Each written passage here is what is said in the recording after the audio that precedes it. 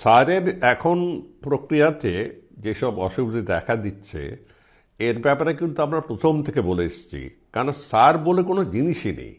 আইনে লেখা আছে, ইলেক্টার্স রোলসে লেখা আছে যে ইন্টেন্সিভ রিভিশন।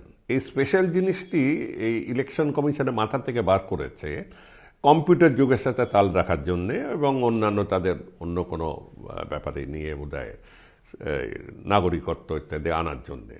এখন করতে গিয়ে করেছে কি, আর তাল সামলাতে পারছে না। এই কম্পিউটারে মিলছে না বলে কম্পিউটারটা তাদের কাছে সবচেয়ে বড় জিনিসে দাঁড়িয়েছে।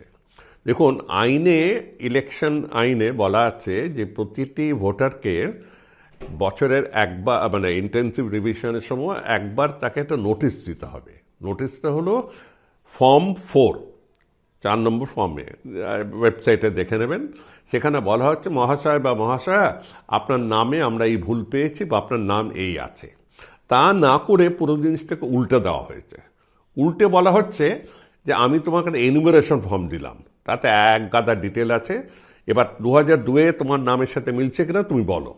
পুরো জিনিসটাই উল্টে গেছে। এটা কোনো দরকার ছিল না।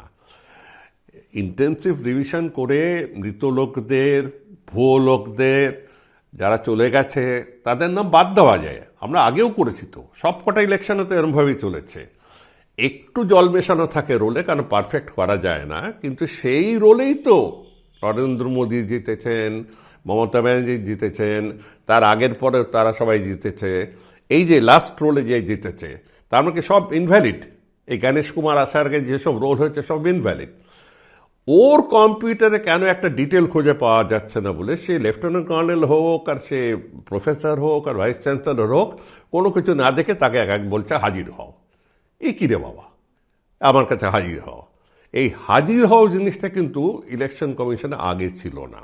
এই ফর্ম ভর্তি করে আমার কাছে এসে মাথা নত করে দাঁড়াও, আগে ছিল না। সেই এসপি সেনের আমল থেকে ছিল যে মানুষকে আমরা বলবো আপনার বেশি সংখ্যায় নিজেদের নাম ভোটার লিস্টে লিখুন এবং ভোট দিন। এই ছিল আমাদের অ্যাটিটিউডটা। এখন পুরোটা পাল্টে দিয়ে যে আপনি প্রথমে আমার দেখে নিতে হবে আপনি প্রথমে ভারতীয় কিনা, আপনি নাগরিক কিনা। এইসব কি ছেলে খালি সে খেলা করছে। নাগরিকত্বটা খুব গুরুতর ব্যাপার।